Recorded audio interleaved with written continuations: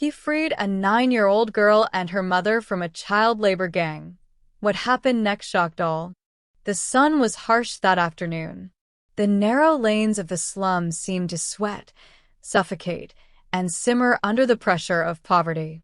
In the filthiest part of Lane 17, surrounded by rows of patched-up tin-roof shanties, stood an old abandoned factory, locked from the outside, but inside, it was hell.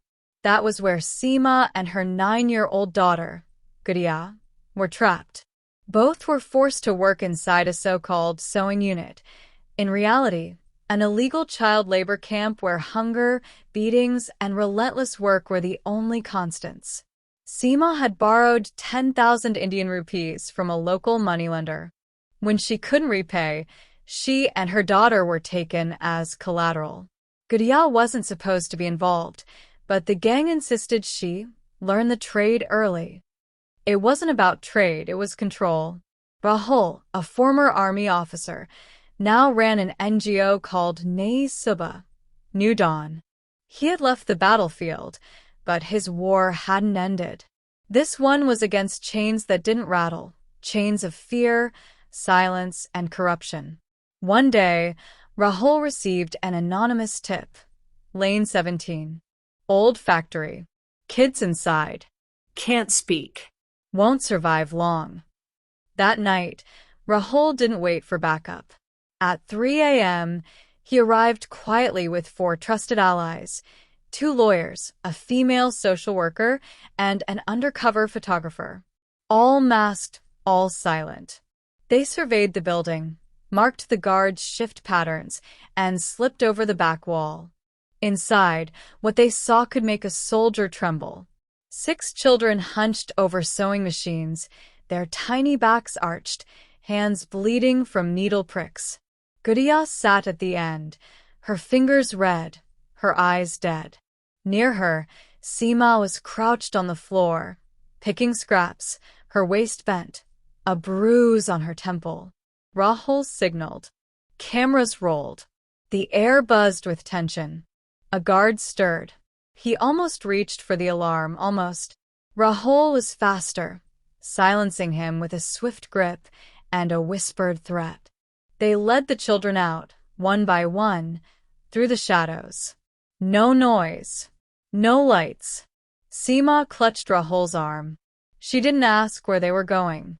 Her eyes, swollen, hollow, simply begged, anywhere but here. By dawn, the world had changed. The footage went viral. Children held captive, needles and wounds, a mother scream. Headlines blazed across TV screens. Social media exploded. Hashtag Save Gudia, hashtag Justice for Seema, hashtag Shut the Chains. The pressure hit fast.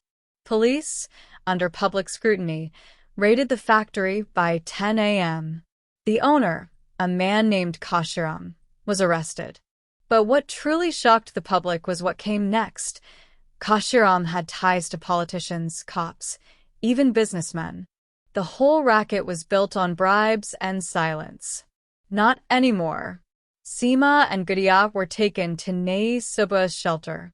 For the first time in years, they slept on clean beds, under a fan, with food in their bellies.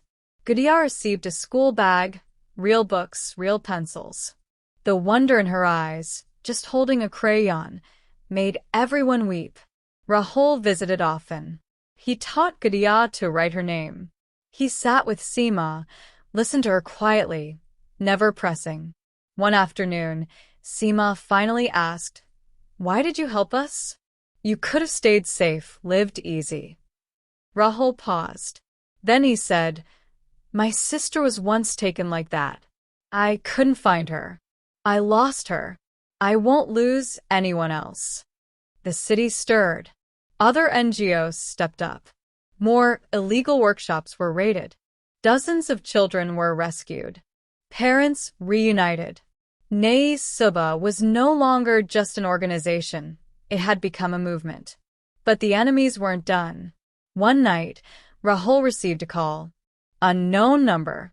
A hoarse voice whispered, "You're playing hero? Next time it won't be a call. It'll be a bullet." Rahul didn't flinch. He recorded the call, handed it to the police. The next morning, he held a press conference. If my death saves these children, I accept it. But this war doesn't end with me.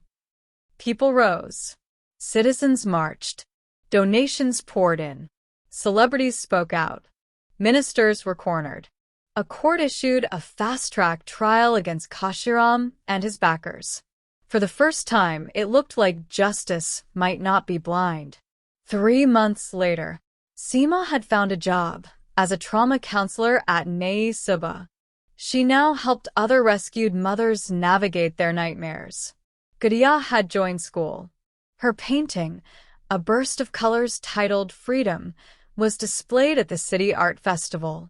The caption read, "By Gadiya, age 9. I drew the day my hands stopped hurting." And Rahul? He still visited Lane 17 every Friday. Not to raid, not to rescue, but to tell stories. Fairy tales, hero tales, and the tale of a mother and daughter who broke their chains and sparked a revolution.